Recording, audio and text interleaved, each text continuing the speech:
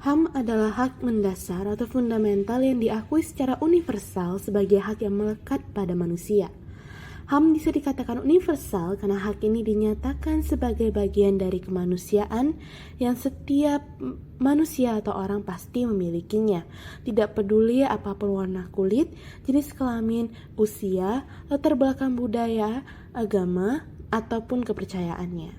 Akan tetapi, permasalahan HAM sudah menjadi masalah serius yang telah dibicarakan di banyak sekali tempat, terutama di dunia internasional. Tapi meskipun begitu, masih banyak sekali kasus-kasus yang muncul akibat pelanggaran HAM. Seperti kasus yang akan kita bahas di video kali ini, yaitu kasus yang terjadi di tahun 2010 di Rusia dan diberi nama sebagai Case of SFK v Rusia. Kasus ini dimulai dengan seorang pemohon yang masih seorang siswa dan sudah menikah sesuai dengan kepercayaan muslim dan sedang mengandung dan usia kandungan yang telah mencapai minggu keempat atau minggu kelima. Suami dari pemohon terkena suatu kasus dan mengharuskannya untuk berurusan dengan hukum, meninggalkan sang istri atau pemohon bersama kedua orang tuanya sendiri di rumah. Kehamilan dari pemohon kemudian diketahui oleh kedua orang tuanya dan dipaksakan untuk digugurkan karena posisi dari anak tersebut akan dianggap merupakan anak dari seorang kriminal. Pada 1 Mei 2010, kedua orang tua korban atau pemohon membawa dirinya ke rumah sakit untuk menjalani aborsi secara paksa. Penolakan dilakukan pemohon membuatnya dirinya dipukuli dan diancam akan dibunuh oleh ayah pemohon.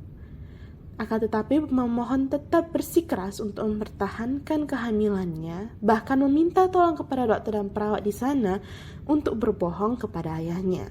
Namun dokter menolak apa yang diminta oleh pemohon dan mengatakan bahwa suatu saat nanti itu akan terungkap nantinya dan lebih baik kehamilan tersebut disudahi saja. Dan setelah melalui ancaman dari ayahnya, akhirnya pemohon mengalah untuk melakukan aborsi. Ini mengakibatkan pemohon mengalami tekanan mental hingga di kehamilannya yang selanjutnya mengalami keguguran hingga akhirnya dinyatakan oleh dokter bahwa pemohon tidak mungkin untuk hamil lagi. Berdasarkan legal issue yang berlaku, dapat dikatakan bahwa aborsi yang dilakukan itu sudah melanggar HAM yang ada. Maka dari itu, pemohon mengajukan berbagai upaya hukum seperti yang pertama, mengadukan kejadian yang dialaminya ke kantor kejaksaan di Rusia, tapi kepala petugas medis rumah sakit pusat dari Tumazi memberitahu kejaksaan bahwa tidak adanya dokumen yang mengkonfirmasi penghentian kehamilan pemohon secara ilegal di rumah sakit pusat Tumazi, hingga tidak mungkin untuk meminta pertanggungjawaban dari dokter dalam proses disipliner. Kemudian pada 23 Maret 2011, pemohon mengajukan lagi tuntutan kepada Rumah Sakit Pusat ke Pengadilan Negeri Tumazi.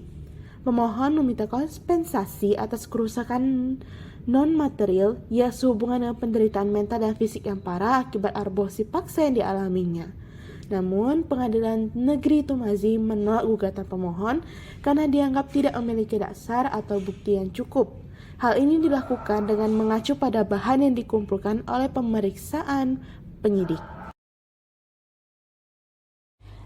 Dari kronologis peristiwa yang telah terjadi, penyidik memutuskan untuk tidak melakukan proses pidana terhadap orang tua pemohon, dikarenakan tidak adanya unsur-unsur pokok dari suatu pelanggaran yang dapat dihukum berdasarkan pasal 126 KUHP Rusia. Dalam tindakan mereka, penyidik juga tidak melakukan proses pidana terhadap FKH, yaitu dokter yang diduga melakukan aborsi pada pemohon, karena dari tindakannya tidak ada penyelenggaraan yang dapat dihukum. Berdasarkan pasal 111 dan pasal 123 KUHP Rusia, selain itu, aborsi dianggap ilegal. Dalam pasal 123 KUHP Rusia, jika tidak dilakukan di institusi medis spesialis. Sedangkan dalam kasus ini, aborsi terjadi di Rumah Sakit Pusat Tuimezi. Dan juga dianggap ilegal jika masa kehamilan telah melebihi 12 minggu, sedangkan pemohon hamil sekitar 5 minggu pada saat aborsi. Sampai pada akhirnya, Pengadilan Banding Mahkamah Agung Bashkortostan menganggap pantas untuk memberi pemohon 20.000 rubel Rusia atau setara dengan 500 euro pada saat itu. sehubungan dengan kerusakan non-material yang dideritanya, keputusan Mahkamah Agung Bas Kortostan itu sudah tepat karena dibuat dengan merujuk pada pasal 8 konvensi dan menyimpulkan bahwa tindakan profesional kesehatan di rumah sakit telah melanggar pasal 32 dan pasal 36 UU Kesehatan Rusia.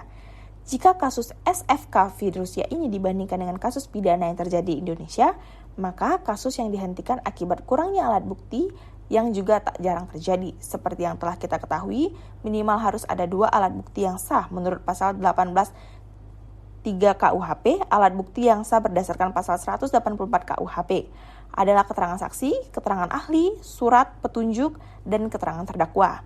Selain itu, tidak terpenuhinya unsur-unsur dalam delik sehingga perbuatan itu tidak dapat dipidana juga, menjadi alasan yang sama seperti di Indonesia. Even if you try